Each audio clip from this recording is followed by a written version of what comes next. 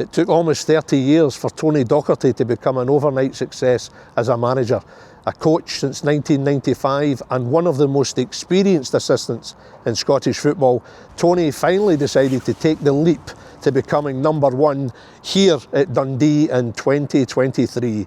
There have been big highs and real lows, but Tony has never flinched nor regretted his decision to put himself in the firing line. I'm Derek McGregor, this is One on One, and Tony opens up on his football life and the key relationships that have helped shape his career. Tony, you took your time becoming a manager. 52, just coming up for 2 years as Dundee manager. Was it just a desire just to come out the shadows and be your own man? Not necessarily. There wasn't any great hankering to be a manager because I was really happy with, the relationship myself and Derek. We'd worked for 16 years, I think it was, together, and so, and we just had success at Kilmarnock most recently. But the Dundee job coming up, it was too good an opportunity to pass up.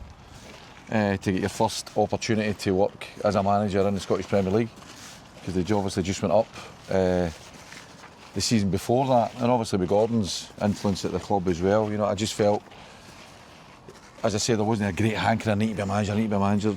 I just thought the opportunity was just too good to pass up, and you know what, you're not getting any younger, as you say, 52, so you would always think to yourself, I've got to try it at some stage, so from that point of view, I grabbed the nettle, and I took it on board, and I've thoroughly enjoyed it, yeah. I'd wondered if you'd long harboured, the thought of being your own man, being a manager, but it was just literally the opportunity when it came up that made you think about it. I'd had a few opportunities, discussions with other people, but I was really, really happy with the way that me and Derek worked, and the amount of time we'd worked together, the success we'd had together. So there wasn't a real, some people just get desperate. I wasn't that, but certainly when that opportunity presented itself, I thought, no, that's too good an opportunity to pass up.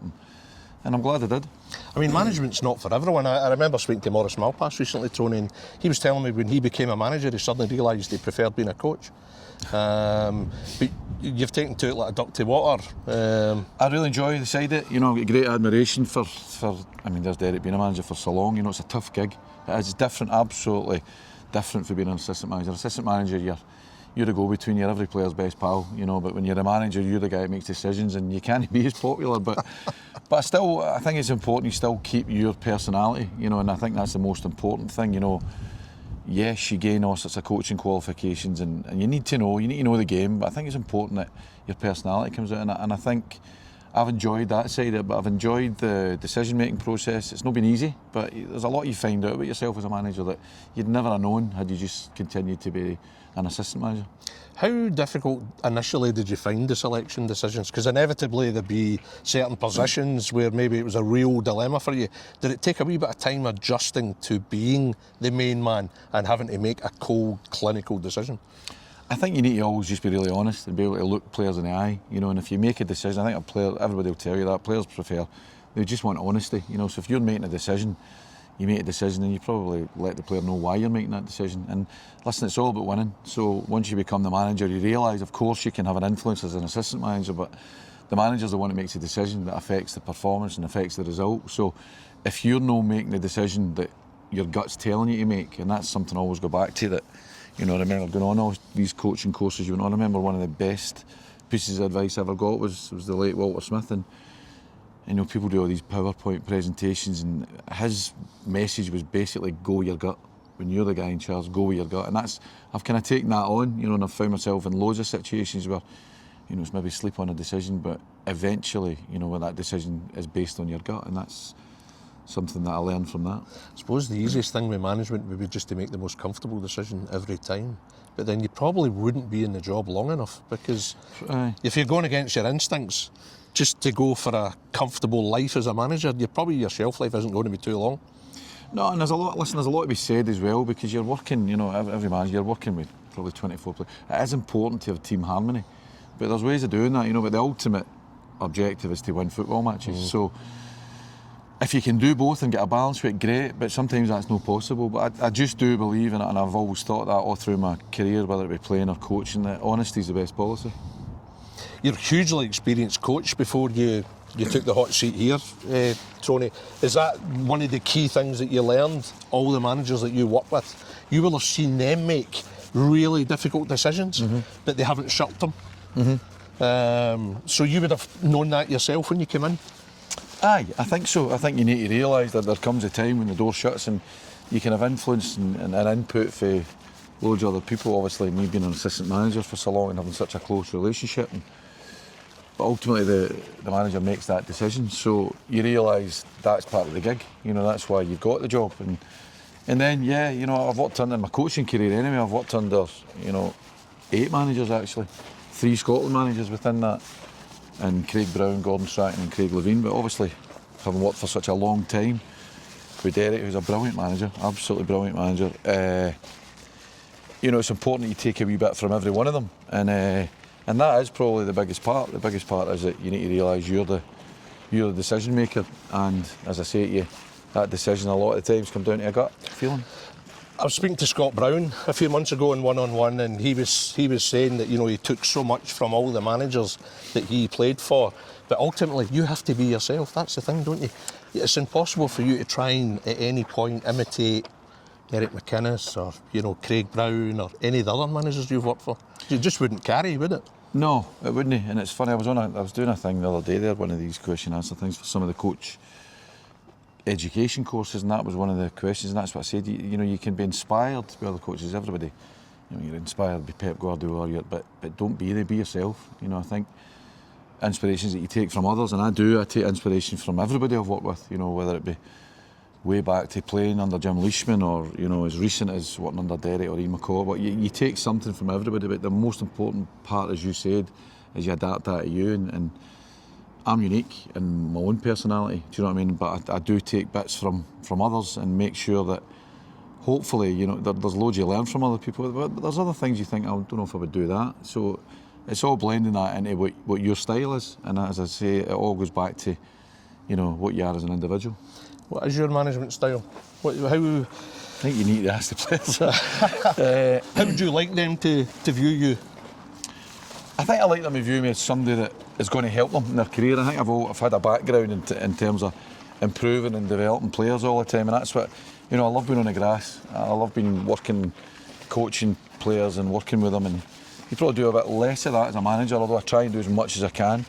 But I'd like for players to think that I'm there to help them, and I can help. And I've had loads of, in this role here, I've had loads of times with players as well, that I build good relationships with my players, and that's really important. And that's something I've learned from previous managers, particularly. Is that key for you, Tony? Do you like to be close to your players? Aye, I do. I like to know everything about them. And there's been loads of instances where players will come to you, about things out with football.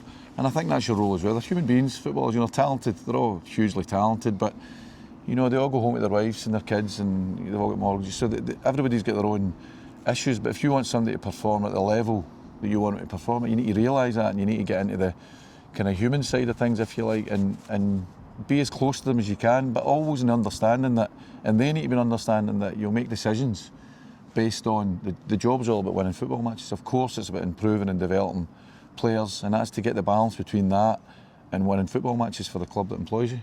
You'll know the players well enough that, particularly in the training ground, you'll get an idea if something's affecting them, if there's something else, and at that point you probably have a word with them. I'd imagine, look, anything I should know.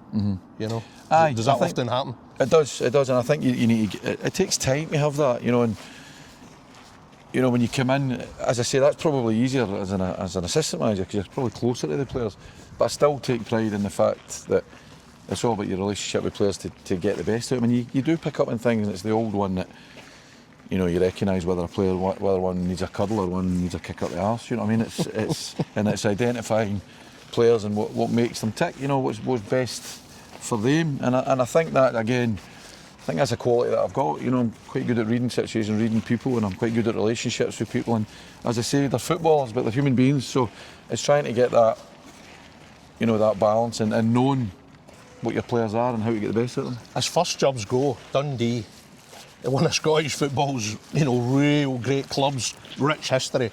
Not for you starting down at a lower league level. You're straight in, top flight as well. Yeah. Gary Bohr had taken them in the season before, and you're straight in. I mean, hugely attractive proposition for you Tony? That's why I'm saying it was such an opportunity that it was. I couldn't pass that up. You know, I couldn't pass up the opportunity of doing that. Yeah, when I came in, there were issues with the club. You know, I think there was only 3 signed players when I came in, so it was a challenge. And I actually knew that some people that they maybe spoke to had maybe knocked it back or whatever, because I knew that there was certain red flags. You know, you had to make sure. But for me, it's how you view that. Do you view that as a threat or an opportunity? I seen it as an opportunity. You know, and a real opportunity. As I say, with that amount of players that were signed, you could really stamp your own, you know, identity on the football club. You're almost starting from scratch with the squad. Yeah, it was like which that. is attractive. Yeah, and the good thing was a lot of these players, you know, like your Lyle Camerons and your Josh Mulligans and Luke McCowns and these boys, they signed on. And I remember having conversations with these boys and, you know, Gordon before me as well, just to get them on board. And then you could build, and then you could, you know, at that stage it was quite late. You could bring in your, you know, your own Becks, your Malachi Boatengs, and you could begin to kind of. My first signing obviously was Joe Shaughnessy, so I was very conscious that I could bring in, you know, what I wanted to bring in, and I knew I had to bring in a blender. There was real talent in the younger players, but they needed that experience around about them. So your signings of, for example, your Joe Shaughnessy's, Trevor Carson's, that was so important to make sure that, you know, they're known as cultural architects, the guys that set the standards. And your training ground every day, you know, at training every day, young players need that. And all through my experience, particularly with Derek, even going back to, you know, like your St Johnsons, with your Jody Morrises and Michael Duberrys, it's important you've got people in the dressing room that when you walk out, the message carries on. And you only get that way. Good experience, it's all right just saying experience, but good experience. And it allowed me to do that. If you'd have not backed this opportunity, would you have been concerned about how people would have perceived that? Would they, you know, could a perception have formed that you lacked ambition? Possibly. I mean, they probably wouldn't have known about it because there were other opportunities as well that I'd spoke to people, but I decided no, I was. But as I say, this opportunity was such a good opportunity. I couldn't. But yeah, listen, if you worry about what other people think, you wouldn't sleep, would you? Well, so it's just that it's what suits you and at that time. And you know, I'm from the area. and I've lived in Broughty Ferry now. I came up here with Ian McCall with Dundee United 19 years ago, I think it was, 19 to 20 years ago. So I know the area. I kind of know the pulse of the city, and it's a huge footballing city. And I just thought this opportunity presenting itself now, you know, at the age I'm at the stage I'm at, you know, and being a Premiership, there's only 12 Premiership managers, you know, it's too good an opportunity to pass up. Gordon Strachan, the technical director here, of course, would have been pivotal in bringing you here. Can you give us an idea of what he said to you and, you know, the kind of how the talks went at that time? Because I'm sure your gut feeling initially was, I'm going to take this, but then you want to hear the detail, don't you? Yeah, you do, you know, and just up for here, and they've got a great training facility here as well, you know, and they've got. And Gordon just kind of said it's a good time to be a Dundee manager just now, and those words coming from somebody that's as experienced and, you know, has been as big an influence in my career, because as you know, I worked with him in the Scotland set-up, then that kind of spoke volumes, you know, and then having got that kind of green light, if you like, that kind of assured me that something I should go for. Some folk would possibly be concerned with, you know, the huge shadow of Gordon above, but from your point of view, coming into your first managerial job, I take it you couldn't have had a better man in place. Because I knew him. Because I knew him. I knew the experience, as I say, when I worked with him in the national team, and I'd like to work with him for longer, but you know, it didn't carry on for that long length of time because I was working in an Aberdeen team at the time that were qualifying for Europe, finishing second, you know, so it was difficult to manage both. But getting to know Gordon, and I would regard Gordon as a good friend, you know, and taking advice from somebody that's not just such a huge influence in football, but somebody that knows you as a person, you know, I think that was a big influence. I mean, your first season, top 6, you were nominated for Manager of the Years, absolutely outstanding. But of course there'll have been difficult times, and has Gordon been a guy you can speak to? Is Gordon somebody you can lean on for absolutely. A bit of guidance? Yeah. Why would you not? You know what I mean? And he's brilliant. As I say, you regard him as a friend, but as a mentor as well, you know, and so he's been through it all, you know, he's done it all. So, you know, yeah, there's been times there when it's been, and it's just subtle, you know, he's no in a way that, you know, I'm running and speak to you. You just come into your room and want a cup of tea, and you'll just get a blair, and when he gets the tactics bobbed out, it's Jesus. That's an education, you know. He's such a knowledgeable person in terms of his football knowledge. But no, he's a friend, and he's always been that support, and he's always been that help. Funny? Oh, brilliant. Once he goes off from one, you just let him go. You know, he's got some good stories, got some really good, funny stories, but maybe not for this. Last season, it was fantastic, Tony. I mean, Is it inevitable that when you're going through and you're doing so well in this season, you'll maybe have less contact with directors or you know, your guys like Gordon? Or is Gordon just a constant throughout a season? No, I'd say it's a constant. I'd say with John Nelms as well. You know, John works every day at the club. You know, at the training ground, he's there every day. So there's a constant dialogue, and I just felt at the time when I came into the club, in terms of Gordon, John, and you know the staff, it needed a wee bit of alignment, and I think together we brought that in, and that's been kind of key towards what we've been doing up to now. You know, so no, I'd say there's always been that. There's always been that support coming in. How have you grown as a manager? How do you see yourself now as a manager compared to when you first came in? It's Summer amazing. 2023. Do you already notice or recognise a big difference in you? Probably better ask my wife that. I do. You look back. I mean, I keep a diary on everything that I do, and I remember reading when I first came into the job. I think it was that book. Was it Mickey Mellon's book? It was about the first 100 days, and he documented his first 100 days, and he had examples for all other managers, you know, about their first 100 days. And I remember focusing on that, about your first 100 days are important, you know, and I kept a diary. And when I look back at it now, I think, Jesus, how did I get through that day? How did I get through? But some things just kick in, you know, and when I look back on it now, yeah, every experience, be it good or be it bad, has shaped me into being the manager I'm in. And I think now I'm a much more rounded, if you like. I mean, I know I've only been doing it for 2 seasons, but just taking all your experience, I always said at the time, you know, I thought Dundee were a bit lucky as well to get me as a manager, because I think they were getting somebody that had the experience of, I mean, the amount of games in the dugout, I don't know, is it up in the 800s or something? I don't know, whatever Derek says and beyond that. But they were also getting someone with the energy of a new manager and almost like a youthful manager, although my age. So I do feel, you know, that I was coming in with that experience, but again with the energy that's needed. And I think now, 2 years down the line, having gained much more relevant experience as a manager, I think I'm much better placed now. And sometimes, you know, we've just had a wee sticky patch here of the results. You need to get through that. I think that's the first I've had, you know, where we've been blighted with injuries this season. It's been difficult, and we've lost a few games, and that's been a part of the management process that you need to get through. You would have known that anyway, Tony, even through the last season, I'm sure, that as great as it was and the team was, you know, top 6, you knew at the back of your mind how football works. Oh, aye. You know, it's got that habit of giving you a wee slap just when you think things are going too well. Yeah. So part of you would have been prepared for it, but still not pleasant to go through it. No, it's not pleasant, but you just, as long as you know, and as long as you trust the process. And I was really pleased. One of my players came out and said that after the Derby game there, and spoke about recent running coming through and getting a success. He says it's just about, the manager says, about trusting the process. It's good to hear your players echoing that as well, because it is a process. You know, you need to have a belief in what you're doing, in terms of every morning you turn up at a training ground and you work with the players, you've got to have the same philosophy, you know, every day. You can't change. You know, I'm what I am.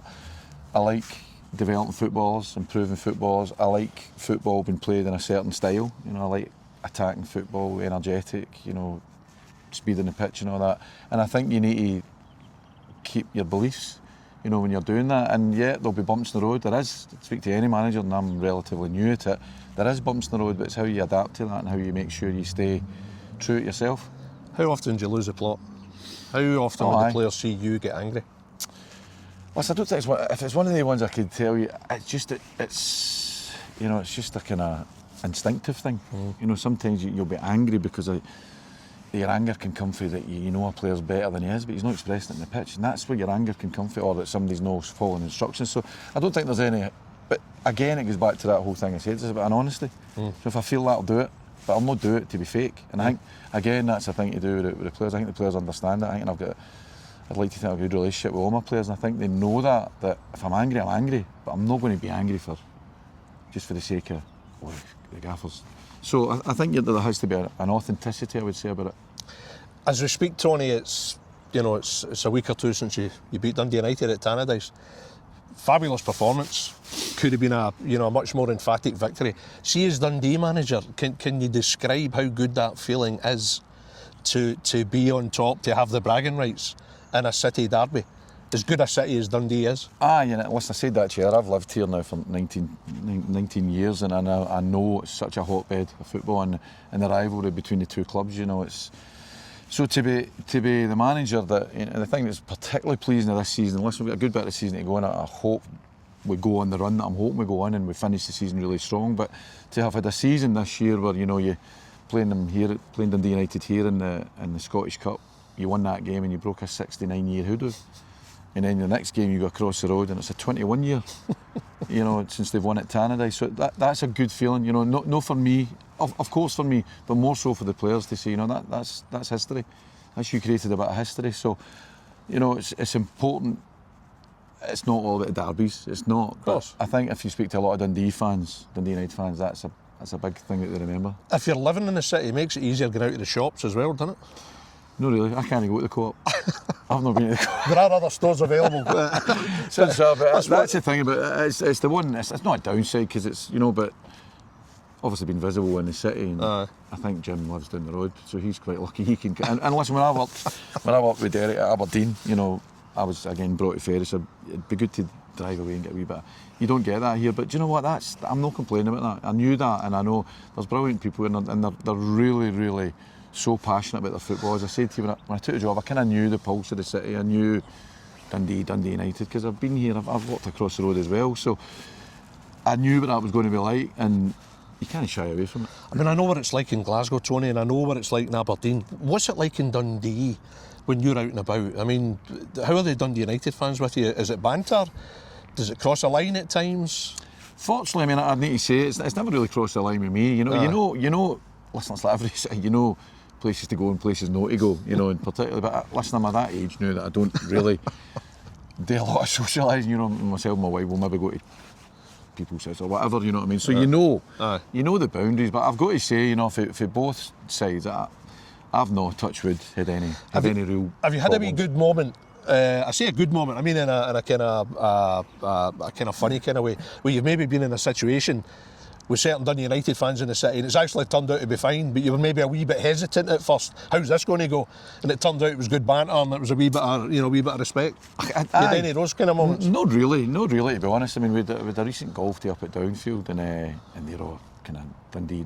And listen, you can read it. You can read the situation as long as you don't get caught up in it. Do you know what I mean? You can read what the situation is, but it is what it is. You know what I mean? I knew that coming into the job, but I've not got any complaints about it. It's a fantastic dynamic, though, isn't it? Two great clubs. Aye. Two of the greatest clubs in Scottish football, just in the same street. It's brilliant. Some of the players, and Jim will tell you that as well, when you sign players there and you describe it to them, they actually, particularly players from down south, they look at you and you go, nah.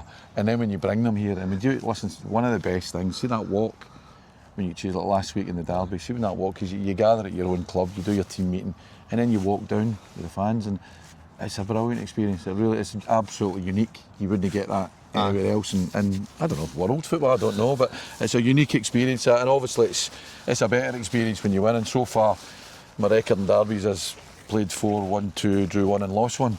So, and the ones that I won were historical, so it makes that walk and the whole kind of atmosphere and the whole thing about it even more special. Yeah, I mean, it's, the club have got big plans, stadium, new training ground. I mean, what are your ambitions for Dundee?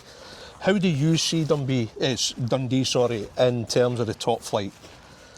Well, I would love, I mean, my coming here, has always been about trying to make the club as successful as we can be. Last year we made the top 6. This year I wanted to go as far as I could. Both years in the cup competitions, we got to quarter-final of both. We knocked out with Rangers at the finalists, and the Scottish Cup, and got knocked out with Hearts at Tynecastle. And although disappointed with that, it was progress. So again, I work every day on the basis that I try to improve and develop players, and if you do that, that will improve and develop the team. And if you continue to be that and try and improve on day by day, game by game, year by year, then I wouldn't put out any big statements there. I want to be this. It's just about improvement. But would you like the players to aim for one of the cups? Europe, of course, as well.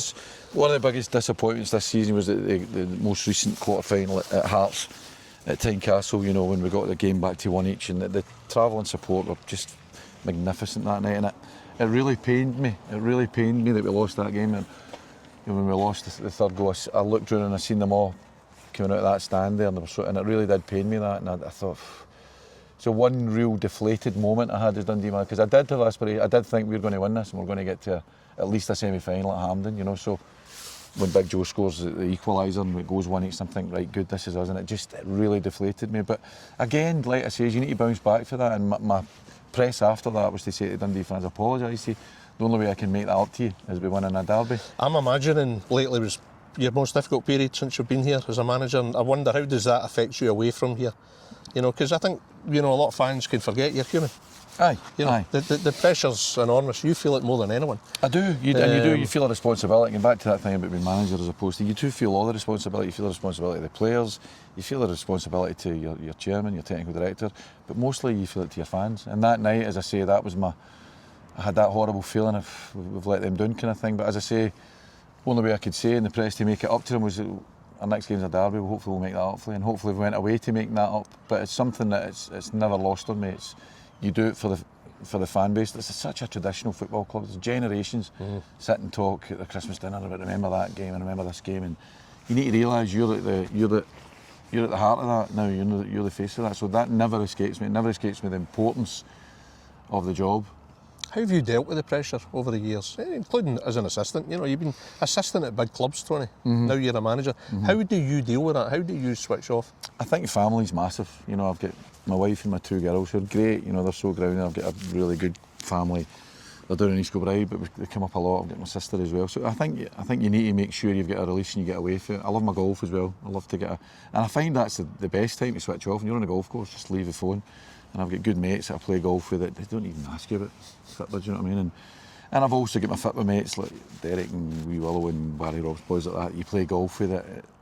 You need to get away. You need to find some kind of escape from it. But again, it's something that you need to deal with. You need to make sure, as you say, as I've been assistant manager at big clubs as well, and there's pressure and there's times as well, and it's just important that you learn how to deal with that. You any good in a golf club? Not bad. I'd leave that to other people to say, but I'm not a great golfer, but I enjoy it, put it that way. I do enjoy it. Aye. I mean, of course, you set such a high standard for yourself, Tony, in your first season. You know, obviously expectations then remain high. I suppose as a manager you want expectations to be high, but it's then living up to them. That's the hard part, isn't it? And this season's had so many difficulties for you. Injuries have been chronic this season, haven't they? We've had a terrible, I mean, I know, listen, I don't want anybody to think I'm ever that tight, I'm putting out excuses or whatever, but it has been a particularly bad season for experience. Not just experience, just injuries. It's injuries to experienced players, which, as I said to you, to create that environment when I come in the door I want to create to improve and develop young players, that's such a pivotal part of it. And you know, there has been reasons for some of the disappointments this season, but you know, that's hopefully in the past now, and I've got, you know, the ones with Joe Shaughnessy, my captain, with Trevor Carson's, Jordan McGee's back now, you know, and I think you've seen with them back in their most recent performance in the derby there, I'd say that's a performance that's kind of synonymous at my team, you know, high energy, attacking football. We scored 6 goals that day, but everything kind of came together because we had everybody back. You know, so listen. I think when it's clicked this season, obviously we think of Rangers and Celtic coming here. It's been terrific. Very, very good. Goals, attacking play. Yeah, we had a really good January here actually, and that was at the time when injuries started. You know, properly started. But we get through it. You know, with that cup win against United, as you say, we did the 3-3 against Celtic, the 1 each. But then we had a bad month in February, it just caught up with us. And sometimes having a bad few results in that month, you know, that's a difficult period. But I'd like to think now, you know, our most recent performances in the league, you know, against Motherwell away, St Johnstone, and then most recently the derby, you know, we're looking much more like ourselves now. And there's still a good bit to go, you know, and I'm hoping that we can show that consistency now for now at the end of the season. See, looking at a bigger picture in terms of the city, is it great having Dundee United and Dundee in the top flight? I think so. I think we missed them last year. You know, good for each other as well. Yeah, I think so. I think it's great. I mean, financially and everything, and just the buzz around the city. You know, when well, last year obviously they won the championship, and so we have a place. And you missed the derby, and everybody said to me about missing the derbies. And I've been involved in derbies before, but it's not until actually this season when you know the 4 derbies that we've played in, you realise it just cranks everything up. You cover it when you come and do the games, but just the atmosphere, the whole build up to the week, as I say, that walk down, it's 2 institutions, you know, real traditional football clubs with great support and tradition, as I say, that brings it together, and it's a brilliant atmosphere. Of course, you've been behind enemy lines. You were a coach, you know Gordon Chisholm, Craig Levein, Craig Brewster, and Ian McCall. Ian McCall, yeah. So you'll have respect for Dundee United as well. Absolutely, yeah. I mean, you're right. I come up here with Ian McCall at that time, and there's great respect, and I think that's what the city's all about. It's two big football teams, of course. When there's no doubt, I wouldn't say they hate. There's a rivalry, but there's a respect. Yeah, there's a respect between the both clubs because it's a traditional footballing city. The histories are fantastic, Tony, aren't they? Aye. Fantastic histories. And in a way, both clubs have been trying to live up to it as well, back in the heydays. But it's fantastic for a city. Yeah, it is. And as I say, that unique atmosphere, that buzz you get from it, it's been brilliant, and unfortunately I've been in at the 4 games, 3 of them have been in the better side, but I know what it's like as well to lose a last minute winner here to Dundee United. I remember how that felt. So you get an appreciation of both. But no, it's brilliant for the city. It's brilliant. It is the heartbeat of the city. As a coach, Tony, I mean, player development, is that huge for you? You want to make players better, and I guess you'll look through your career at the clubs you've worked for, and you'll take a certain pride, maybe a certain influence in certain players that have risen through the ranks. Aye, there's nothing more rewarding than that, and in this job, the 2 years I've been in, you'd like to think you've improved and developed players here, most recent, Luke McCowan, when I came here as a winger, put him into the middle of the park, played as a number 8, and he's now having a fantastic career at Celtic. But there's other ones, you've got wee Lyle Cameron, Josh Mulligan, Finn Robertson, and even last year the ones that I took on loan, your own Becks and Malachi Boateng. So that's your most recent, batch of players that you'd like to think you've had a big influence in terms of their career development. But it goes back to when I was an assistant manager and I worked with players, and yeah, it's hugely rewarding when you see a Scotland squad, for example, when you see Scott McKenna, Lewis Ferguson, Kenny McLean, Ryan Christie, boys that you've worked with and had an influence. And Derek was a manager, I was assistant manager, but that is the most rewarding thing, and I think that's what your job is. Your job is to, of course, to establish relationships, to win games of football match, but to develop footballers, and that's what that's my background.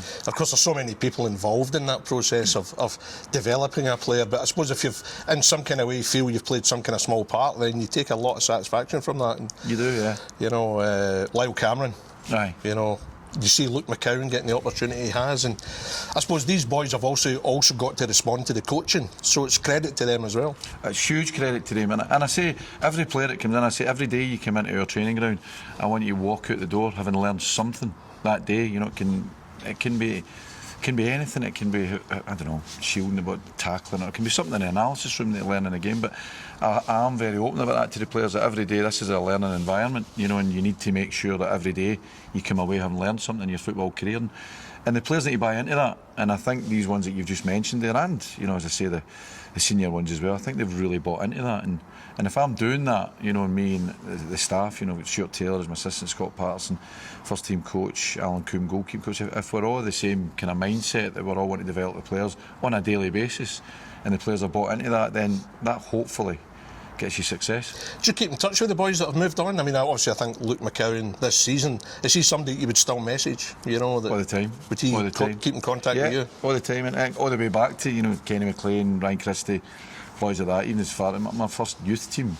My first youth team actually I had at Falkirk, but it was Mark Kerr and Lee Miller, and they're still. I played in a charity game with the two of them last week and managed to keep up with them. But and your youth team I had, for example, over at Dundee United, where it was your David Goodwillies and Gary Kenneths, Johnny Russells. You do, because I think something we said earlier on, you do establish relationships with players, and if they're genuine relationships, they don't just fade. If it's a genuine thing, then you continue that kind of contact with them. So I think, Luke's the most recent one, but we Lyle and Josh and boys like that as well. You've developed that relationship with them that you think that will continue.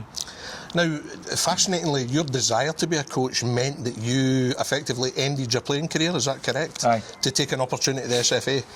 Tell me a wee bit about that and the fast emergence of somebody who would be a huge influence on you, a former Scotland manager. Yeah, Craig Brown, obviously. So, my career, I signed as a youth player at St John's, and I signed professionally with Dunfermline. I did spells down the road at Cambridge United, and when I came back, I did my PE degree, and that's where, Craig Brown's father actually was a rector at Jordan Hill College of Education, the Scottish School of Physical Education. So that was my kind of first encounter with Craig, and I went part-time. I did my PE degree. Ironically, Jimmy Sinclair was the assistant manager at Stirling Albion, where I played the part-time career, and there seems to be a thread right through with Craig Brown. And Craig at that stage invited me to join, 1995 I think it was, invited me to join the technical department at Park Gardens. At that time Craig was the technical director and the national team manager, which, how you managed to do that, you know, and Craig was an inspiration. But anyway, the technical department at that time was Eric Black and What an invitation. brilliant, and Tommy Wilson. But the downside of that was that Jim Farry was in charge at that time. The downside of that was when you took up this job in the technical department as an SFA coach, you had to end your playing career. So I had a decision to make then, and at that time I was playing part-time, and it wasn't Of course, you don't want to stop playing, but you know, when you look at careers and you look at where you're headed, I took the decision under Craig to join the technical department, stop playing. I can't remember what age, I don't know, 26, 27 or something.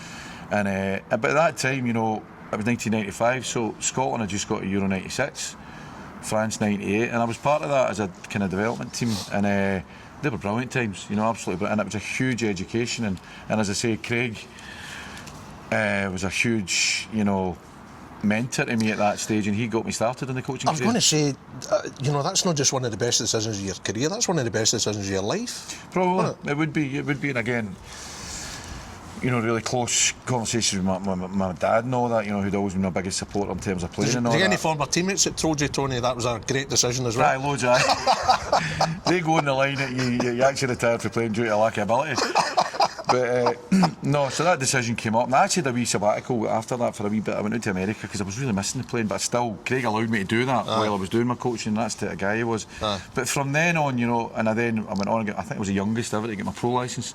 So my coaching career really took off, and I was, as I say, in that technical department with Jim Fleeton and Eric Black and Ross Matthew and Frank Coulson, these boys. So good people. Yeah, you did. You lived people. and breathed that. So I had a brilliant kind of education, if you like, is to being a coach. And then from there, I moved on to, you know, getting into club football. I thought I'd got all the experience I needed in the governing body. But then I branched out and I started getting involved in club football. And my first experience of that was going to Falkirk and working under another brilliant manager, Alec Totten, real traditionalist as well. And you know what? I just followed on from there. I went Ian McCall. He brought me here to the city of Dundee. Worked under a few other managers, Craig Levine, Craig Brewster, Gordon Chisholm at Dundee United, and then at Dundee United was when I got in tow with Derek. You know, Derek was a club captain, he'd just come up for West Brom. Ian McCall signed him, and then left Dundee United, went to St Johnstone with Derek, and kind of the rest is history. How would you describe Craig Brown's influence in your life, Tony? How would you sum him up as what he means for you? Huge. I mean, you were in my office earlier on, you know, and I've got two pictures up in my office. One's Craig Brown and his signed strip and all that, and one's of my father. So it was a big inspiration, you know. He started me off in that pathway, if you like, coaching, you know, and then we kind of came together again, as you know, later on when he was, you know, he was a manager at Aberdeen at the time, and myself and Derek took over, and he then went on to the board of directors. So there's that thread that's run all the way through, and he was a brilliant man, you know. I can remember way ahead of his time, you know, to hold that title of being technical department director and international team manager in a really successful period for Scotland. I remember one Friday night going up to the Park Gardens, you know, because you did courses and I was dropping off stuff, maybe 8, 9 o'clock at night, and the light was on. I looked in and there was Craig, you know, with the two screens and basically doing video analysis before anybody else knew, and you know, tagging together games and all that, and way ahead, you know, and he was inspirational for me. He had a mischievous sense of humour as well, Craig, didn't he? There's loads of stories I can't tell about Craig, you'll understand, but for that inspirational coaching point of view, he was big for me. I mean, obviously you get to know Derek at Dundee United. Little did you know then that you know, you would work together, 16 years together. I mean, how would you describe the relationship? I suppose like any couple, 16 years together, but did you end up nagging each other? Did you end up, you know? It probably was like a couple, you know, probably like a brother. You know, we used to fight like mad, but you had to do it because we knew for day one, you know, that when the two got together, we kind of formed a relationship at Dundee United, where Dale was the captain, as I say, and I was taking the reserves at the team, but I was first team coach as well, and he was always wanting to get involved in that side, and I knew he was going to get into management, and you know, I think he got first job offer to go to Clyde. And that never happened. And then when it came on to me about St Johnstone, I thought, I'm going to sounded good, the type of person it was, and yeah, the rest was history. Our first year we won the championship, and yeah, I think, listen, you don't work with somebody that close for so long and don't develop that real close relationship. So, aye, good times. The fact you are opinionated, was that almost like an attraction for Derek? Because you weren't just going to sit there and nod your head to everything he was saying to you. If you weren't happy with something, I take it would you give your tuppence worth? I think you need to be. I think. Is that a proper, healthy manager-assistant manager relationship? I think so, because the same. We both get the same motivation. The motivation is to make sure you put a winning team in the pitch. So you might have difference of opinion, and as I said earlier on, the final decision is always with the manager. But I think now, me in my period, and having Stuart Taylor, for example, as my assistant, and Scott Patterson there, I don't want them just to agree with me. I want them to challenge me. And I think that was obviously something that Derek had as well. You need challenged. If people just agree with you, you can't be right all the time. You'll form an opinion and you'll make the final decision. But I think there has to be an educated, decision to try and influence or to try and get your point across. But ultimately, it lies with the manager's decision. Fantastic moments, weren't there? Some journey. Oh, brilliant. St Johnstone, Bristol City, yeah. Aberdeen. I mean, I think obviously the obvious ones that come to mind, apart from the championship success at St Johnstone that really put you in the map as a management team, you won the League Cup at Aberdeen.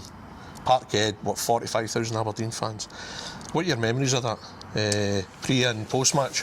It was the worst game. It was the worst final you've ever seen. It was dreadful. There was nothing each. It went to penalties. Adam Rooney scored the winning penalty, but I remember we... Was it unbearable during the game? Because all the pressure, let's face it, was on Aberdeen. It was. 45,000 fans. You couldn't flop in front of that, could you?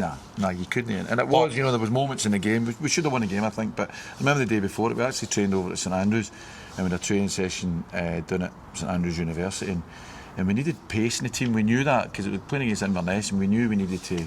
A bit like the team are now, a bit of that dynamic pace with Johnny Hayes and Peter Pollitt was a man. Peter Pollitt failed a fitness test, and we thought, And I don't know if you remember, in the first minute of the game, we took centre, and typical wee Johnny Hayes. Johnny Hayes was maybe in the left shoulder. wing. But he went out to the right wing, and he jumped, and somebody landed within a minute, put his shoulder out. So our pace in the team was gone. I think we had to bring but Robson come on. But anyway, just the pace went out the team, and we thought this is going to be a struggle now, and it did. It went over the 90 minutes, but we eventually won it, and that was a brilliant experience. And listen, a brilliant group of boys. That we just did the. You saying Barry Robson was slow? No, I wouldn't say that. He wouldn't let me away with that. What a brilliant player Barry was. I need to say that on record, or he'll not let me away with it. To be fair, he was about 34 at the time, wasn't he? 34, 35. He was. Good player. He scored the first penalty, that set us off. But brilliant player. But Barry, in that day, I remember that actually when we won the cup. Because of course in front of that crowd and all that, I travelled back up the road for some reason. It took five hours in the bus getting back. There was roadworks and all that kind of stuff, and it ended up being the best 5 hours of your life.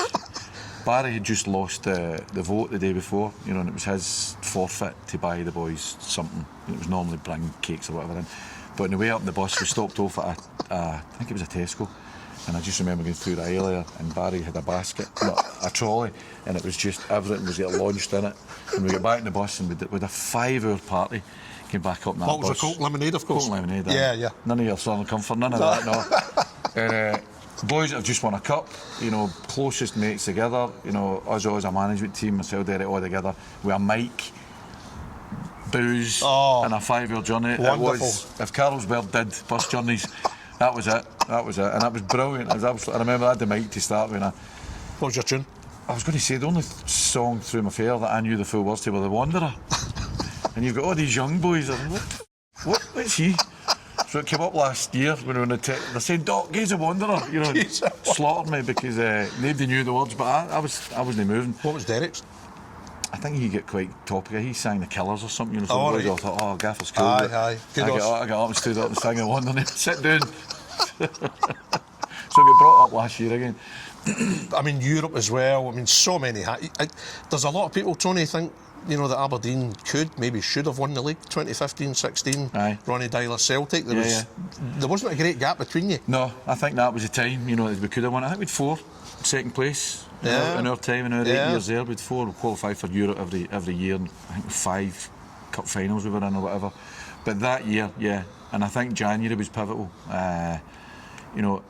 We lost our number 1 and our number 9. Danny Ward, if you remember, was a goalkeeper. Tremendous signing. He get recalled. Yeah. By Jurgen Klopp at Liverpool, and Adam Rooney, really innocuous, pulled his thigh. you know, in a training session we did indoor, and that really, when you look back on it, I think the day you said it was at Motherwell, when I remember just getting out Celtic at the early game, Celtic were losing in injury time. Tom Rogic scored a 90th minute winner, a worldie, an absolute worldie at Kilmarnock. Yeah. And the reaction of, I was there that game, the reaction of Celtic said it all. Aye.